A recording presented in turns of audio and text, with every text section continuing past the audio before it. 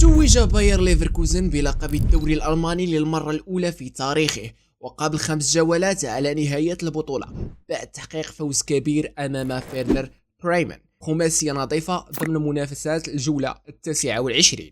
فلوريان فيرتز ماركا 3 أهداف أي هاتريك. باير ليفركوزن قدم موسم تاريخي تحت قيادة ألونسو، وإليكم الأرقام التي حققها النادي هذا الموسم.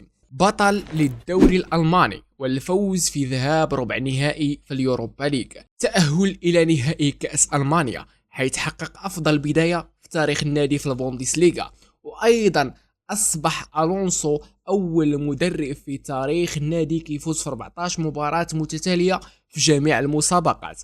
تشابي ألونسو بات أول مدرب في تاريخ باير ليفركوزن كيفوز في 9 مباريات متتالية في البوندسليغا، أول مدرب لم يخسر في أول 43 مباراة منذ بداية الموسم في جميع المسابقات.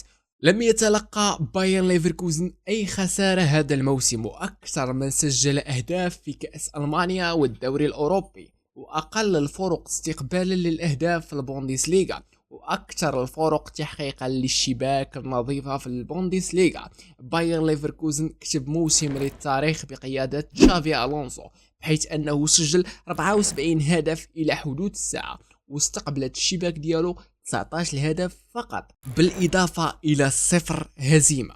بعد نهاية المباراة واللي سادت ب5-0، الجماهير باير ليفركوزن اقتحمت الملعب باش يحتفلوا بالتتويج بلقب الدوري الألماني مع الفريق. كان معكم بوحمالة نيوز، ولا تنسى فأنت مصدرنا الأول.